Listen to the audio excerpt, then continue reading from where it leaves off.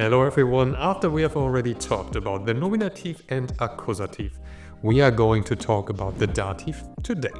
One of the 4 infamous German cases. Let's get started. Let's begin with what we already know, namely what the nominative and the accusative are for. Let me refresh your memory with these 2 examples. Der Lehrer erklärt den Fall. The teacher explains the case. Both der Lehrer and der Fall are masculine nouns, but whereas der Lehrer is the subject of the sentence, he is the one doing something. Der Fall is the direct object of the sentence. What does the teacher explain? The case. For the subject of the sentence, we are using the nominative. For the direct object, we are using the accusative. And that's why der Fall becomes den Fall. Alright, but when do we need the dative then? Let me edit our example here.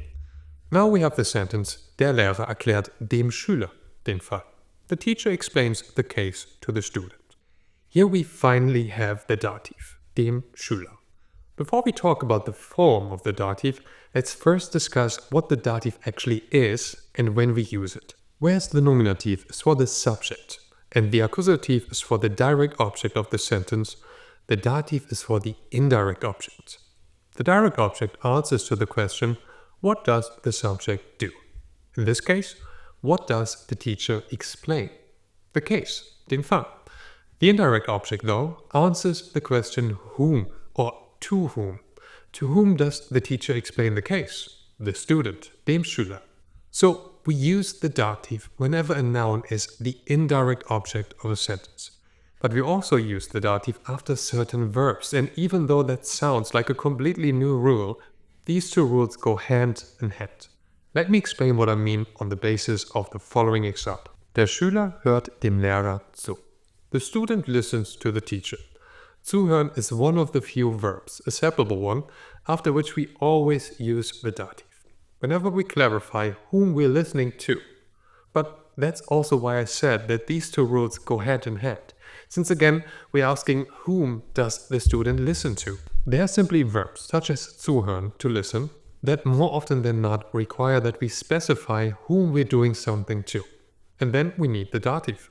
Other verbs that belong to the same category are, for example, to answer, antwort. Whom does one answer? Or to thank, danken.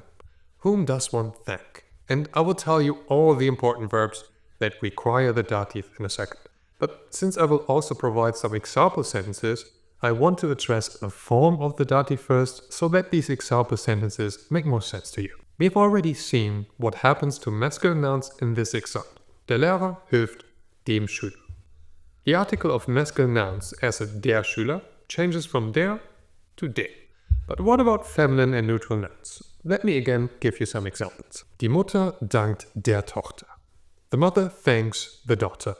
Der Vater antwortet dem Kind. The father answers the child. Here we see that the article of feminine nouns, as in die Tochter, changes from die to der. The article of neutral nouns, such as in das Kind, changes from das to de.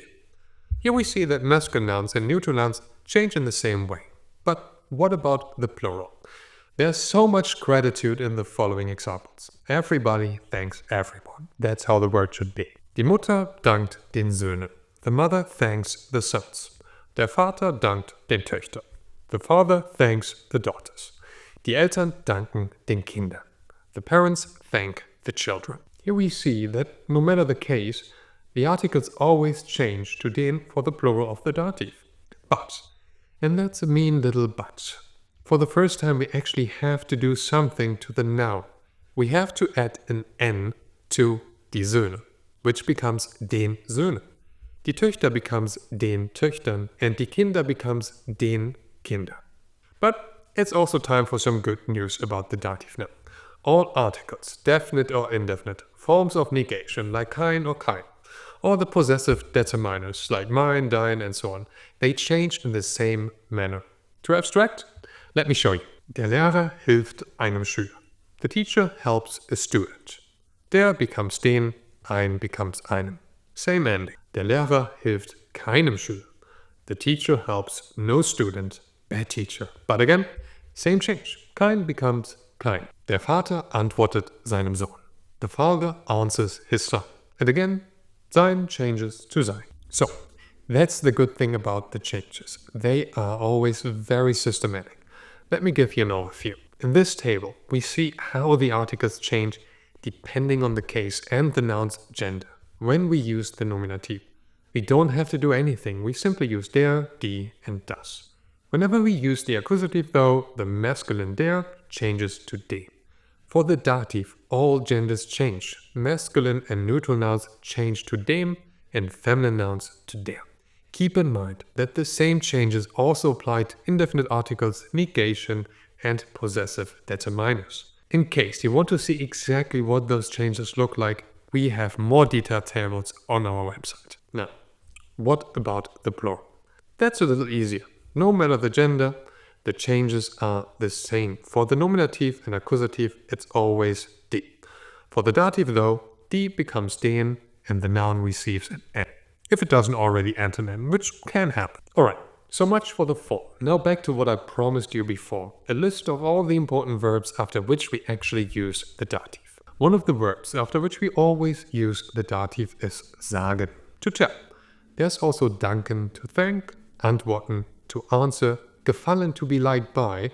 This one is a bit special. Der Film gefällt meiner Schwester literally translates to the movie is liked by my sister, a wording we would never really use in English, but one that is very common in German. Then we also have gehören, to belong to, glauben, to believe, helfen, to help, schmecken, to like with regards to foods and drinks, verzeihen, to forgive, folgen, to follow, vertrauen, to trust, gratulieren, to congratulate, and zustimmen, to agree. Again, something all these verbs have in common is that they usually require that we specify whom we do something to.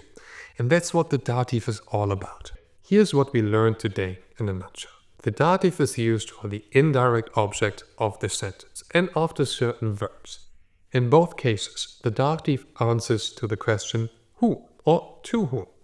And these are the most important verbs after which we use the dative. And here's how we actually form the dative. When we're using the singular form, masculine neutral nouns change to den, whereas feminine nouns change to der. When we're using the plural form, we always use de, and we have to add an n to the noun itself too. And we shouldn't forget that the dative also applies to indefinite articles, negation, possessive determiners, and so on. But the changes are the same. Alright, now you know how 3 of the 4 German cases work. Only one is missing, the genitive. But that's the one we use the least. Therefore, the biggest and most important job is already done. If you want to learn and practice the dative, just click on the link below for a free exercise. As always, no sign up necessary. For even more explanations, exercises, and fun learning games, also for this topic, visit our website at www.wasdas.com. There you will also find more detailed tables as promised before. If this video was helpful though, don't forget to like and subscribe for more fun German lessons. See you next time. Bye bye.